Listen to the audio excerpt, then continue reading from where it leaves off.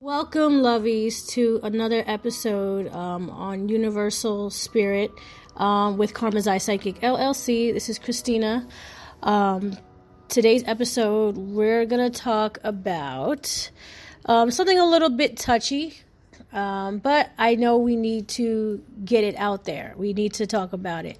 So this whole idea about spiritual or cultural appropriation, and wondering if this happens in the spiritual community.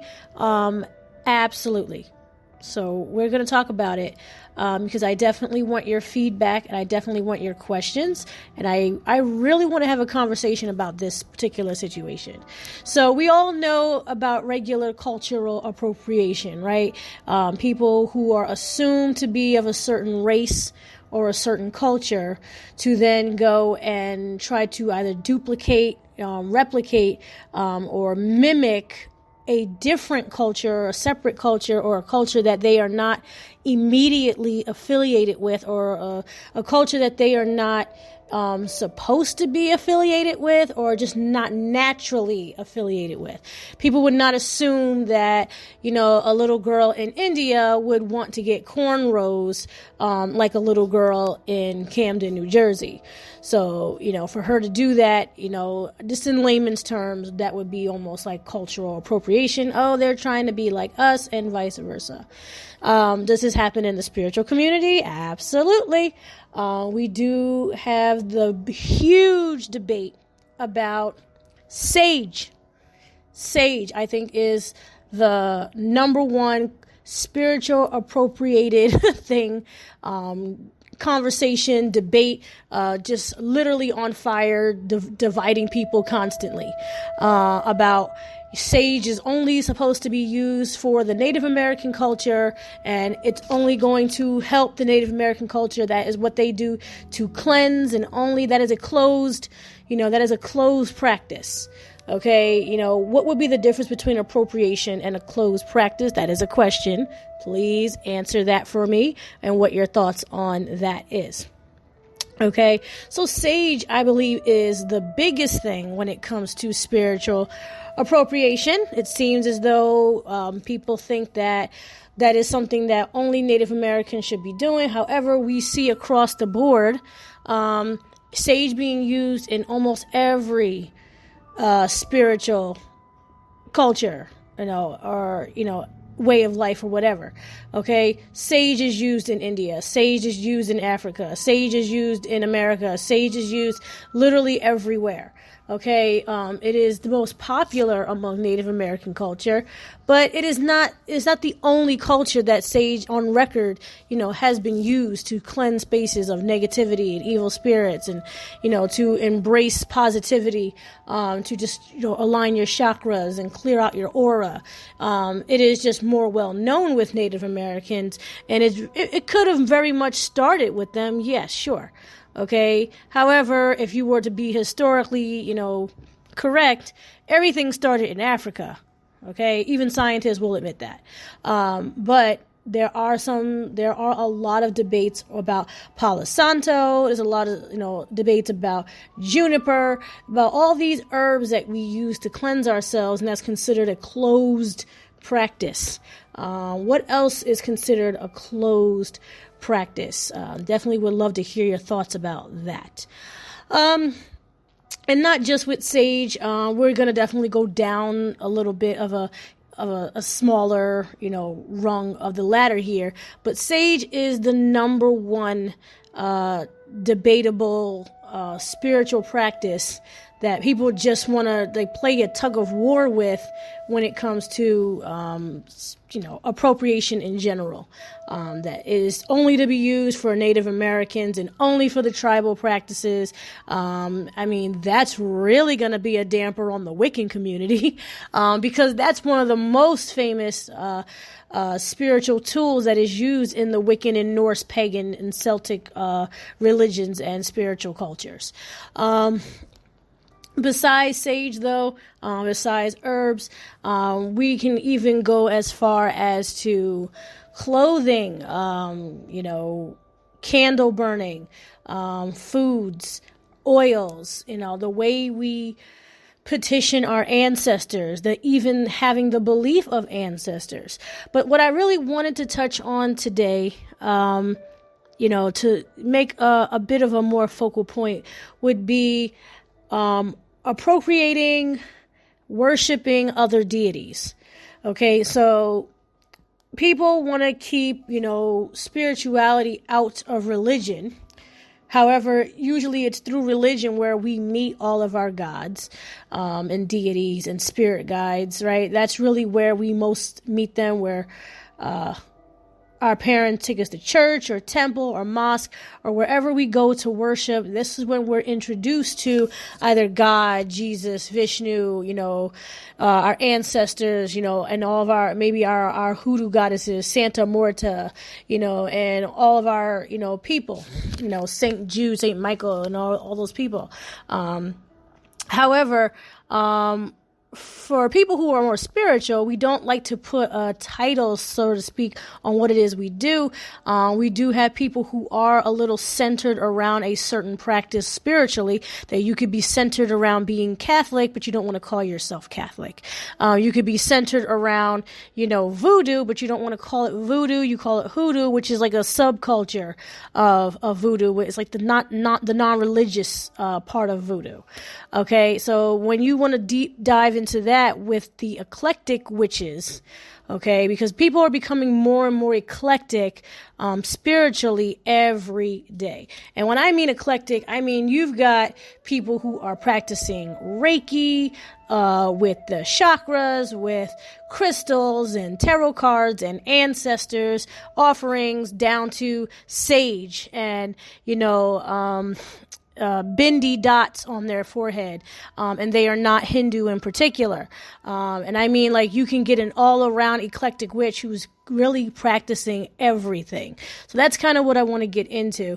I did have a friend, in fact, refer to this spiritual appropriation type of eclectic witchcraft or eclectic spirituality as being, so to speak, a spiritual hoe.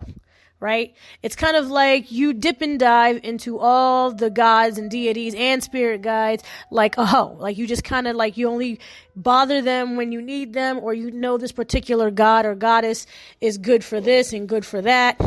And it almost has you basically just dipping your ink in everybody, or dipping your pen in everybody's ink.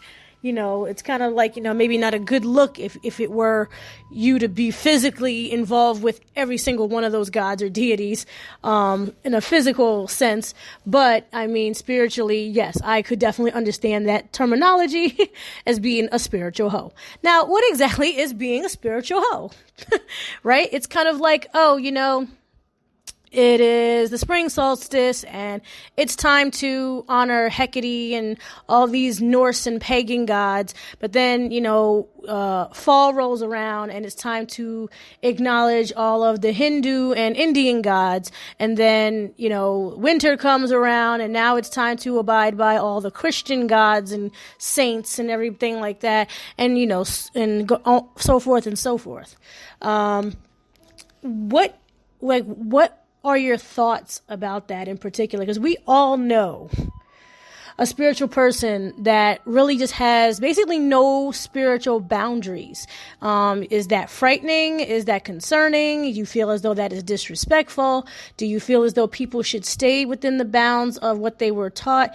Do you feel as though is it spiritually safe for someone to really do that? Do you feel as though, that just might be a little, spiritually irresponsible, or is that like a cause for calamity in a person's life? Does that cause confusion and possibly a source of maybe mental illness? That is a conversation. Or do you think the opposite? Do you think that's a great way to explore the universe? Do you think that's a great way to get familiarized with a lot of people and how they worship, what they believe, and just really absorb, all of what life has to offer them in every spiritual way, in every spiritual form possible?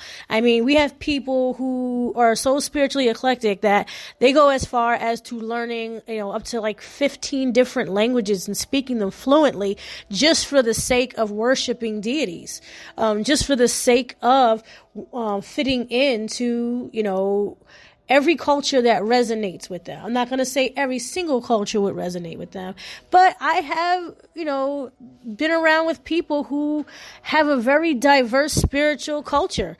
I've seen very, white lighter, witches who use love and light, and they deal with, Catholic saints, but they go as far as to also honor and worship and give offerings to Baphomet, and then they worship Lucifer. Giving the historical context, that wouldn't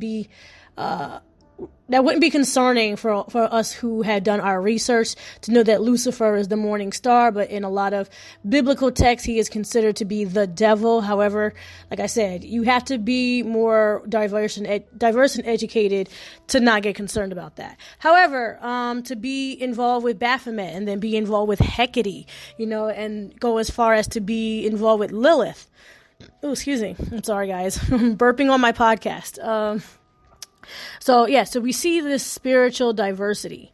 And like I said, people will go as far as to, making sure they know everything about them, and it's kind of like, do you think that is a wrong thing to do?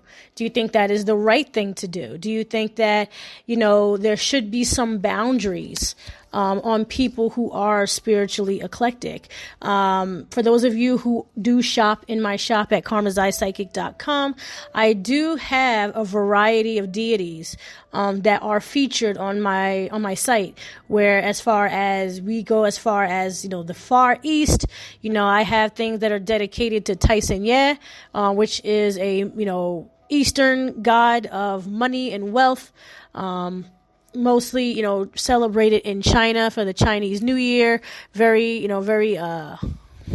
important holiday of that year, of every year, I'm sorry. Then we go as far as to having Rama and Sita, and that's something that is worshipped in, India.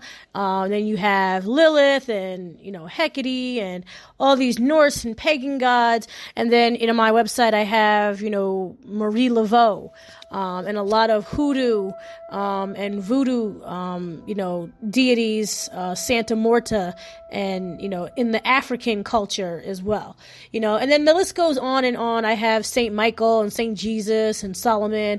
I kind of just go and try to map it all out.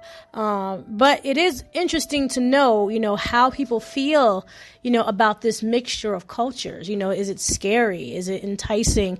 Is it something we should be doing? Is it something that we, are, as an evolutionary species should be working toward, to be more spiritually eclectic, and it would bring us more together, or would it make us misunderstand each other more? Because I feel as though it would make us understand each other more when you given the similarities between all these cultures. It's almost like they're all the same per se, and just slapping different names on them. Just in my opinion. I mean, I would love to hear what you feel about that.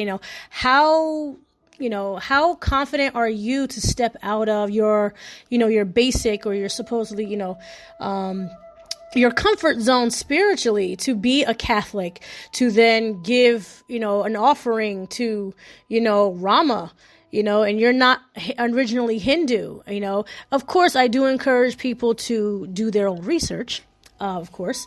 How would you feel as a devout Catholic or Christian to then start honoring your ancestors? That's a huge step, when you're taught all your life to just honor Jesus Christ and the angels and everything like that. And, giving offerings is only something that's given to him. And then you start to spiritually awaken yourself, and then you start giving offerings to your ancestors. Is there any guilt behind that? Is there any hesitation? What are the questions? What would be the holdup or the hang up for you, and particularly for that situation? That is something I've always wanted to know. Especially when you're a devout Christian in particular, what is giving offerings feel like for the first time? How does it feel? What is it that is, you feel like is missing, that you finally have gotten that clarity on? But definitely comment about that. That is something I want to know. All right, then moving on from just deities, because, I'm very, knowledgeable about all the Greek gods and goddesses, because that's basically how my spiritual journey started. It basically started with Greek mythology. I studied that in high school, and for some reason, I kept getting A's on it. It fascinated me so much, even with all the dichotomy of where this God came from, this goddess came from, and who Zeus slept with, this person and this person transformed into that. I was very fascinated, and I do not believe that they are old. I do not believe that they are gone. I do believe that they are very alive and well, just like Jesus is, and just like, Hecate is, and just like Rama and Tyson Yeh are, and Marie Laveau, and, Santa Morta, and on and on. So now, spiritual appropriation, moving on to like clothing, and not just the culture, just like being drawn to it. Does it feel weird that you are drawn to it, especially if it's not your original culture? Is there some type of guilt toward there? Is there, almost like an awakening there? Where's the excitement? Is there the excitement there?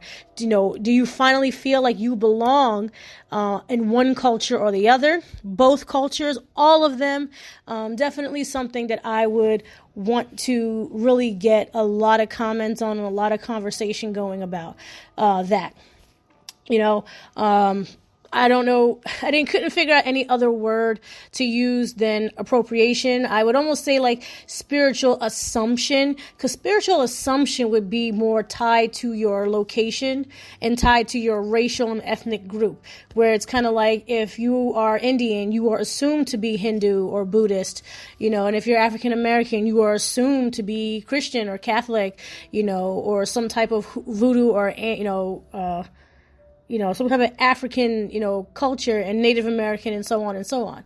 It does become a thing where you will see an African American female, turn to Buddhism or Hinduism, and, vice versa. And I'm not on here to be offensive. I'm not on here to say anything wrong. So please do not get offended by anything that I am saying.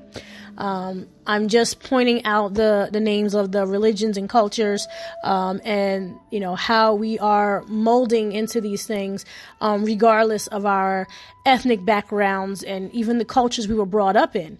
There's a lot of talk and a lot of, division in families from people who grow up, one culture to then become in another culture. And we see this divide the most, that gets the most attention is when people are raised in a Christian household.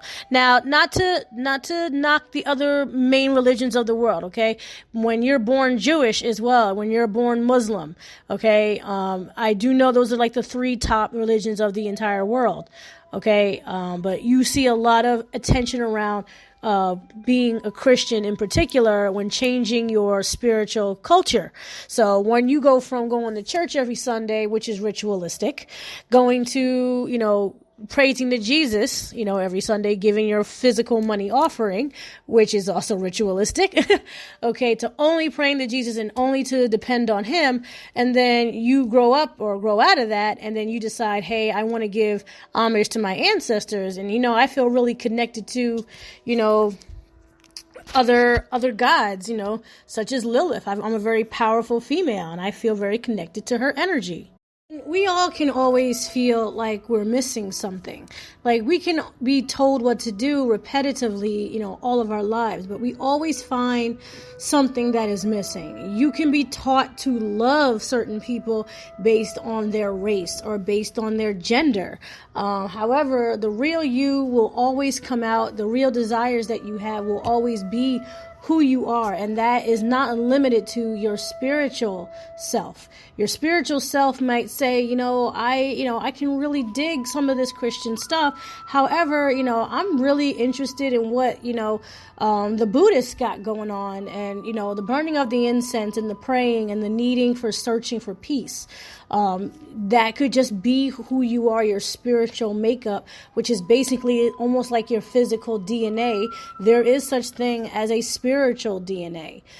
So we're always going to connect to those parts that we feel, that we belong to, that we feel connected to, regardless of our social cultures and regardless of our ethnic cultures or ethnic boundaries or, whatever limits you want to put on them. Our spirit will always defy them. They will always defy those limits. So just to basically double back on, what this whole entire episode is about, just basically, being drawn to things that are not in your natural environment, your natural cultural environment, spiritual, social environment, and things that you probably were not brought up on. Now, however, there is, a slither of us who, have a culture where, everything is always accepted. We are very eclectic. A lot of people now are growing to the idea of, allowing their children to be very diverse when it comes to, religions and cultures now.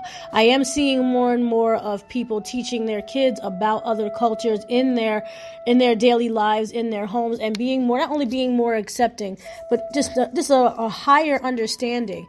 And I think that's a really beautiful thing to teach the next generation. Excuse me.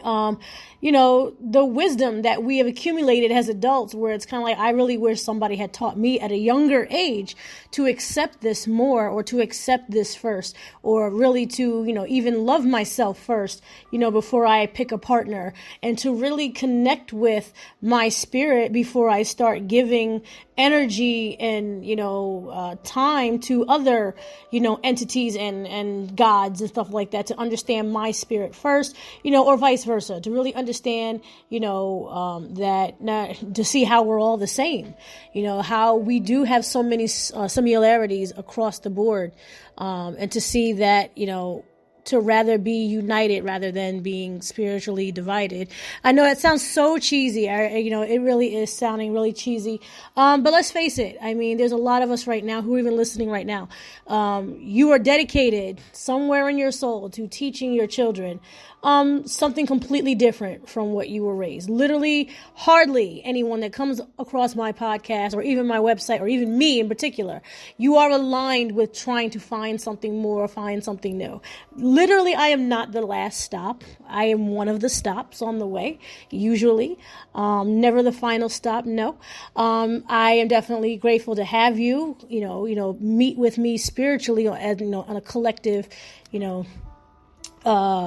plane with all the other spirits aligned with this purpose of wanting to do more, know more, see more, and experience more, and really to get those conversations, had those conversations and answer those questions. Do you have friends that are very spiritually diverse? Their spiritual culture is different from yours. How are they the same, and etc. And that is going across ethnic backgrounds as well, culture, and location, where you are in the world.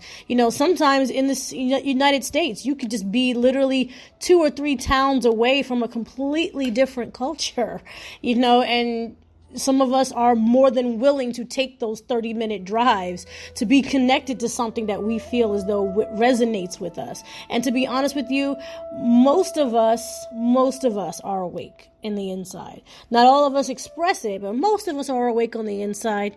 Okay, and we feel the passion of wanting more and experiencing more.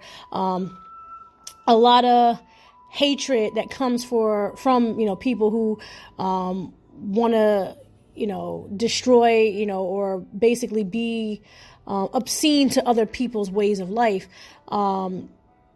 Really don't have much understanding of what it is that they are, in fact, talking against. There's a lack of understanding there. However, they're not limited to having a higher understanding at some point in time. Okay, so, we are all on this journey. Some of us are going slower than others, of course. Some of us are in a culture where it might not be accepted to do outside of what you are doing. However, in my opinion, though, I do feel very, very sad about that because, for those of you who know me, I married outside of my race. And that is actually still to this day to be a very taboo thing to do, even though people are doing it. It is still a taboo thing to do. It is very, just like spiritual culture. it really is a leap of faith, so to speak. And you need faith really for anything spiritual. And just having faith in something that is completely unknown to you, but you are willing to take the time and really elevate to those levels to get a deeper and higher understanding. So that concludes this episode of season 2 about spiritual culture. I hope you guys enjoyed it. I really hope you guys can really ask a lot of questions, really answer some of these questions, and really have these dialogues. What do you think about it? What do you agree with, and what do you disagree with? I would literally love to hear all your thoughts about this, because let's face it, like every day, anytime, at any time, you could slip into someone else's spiritual culture, and you might just love something about it.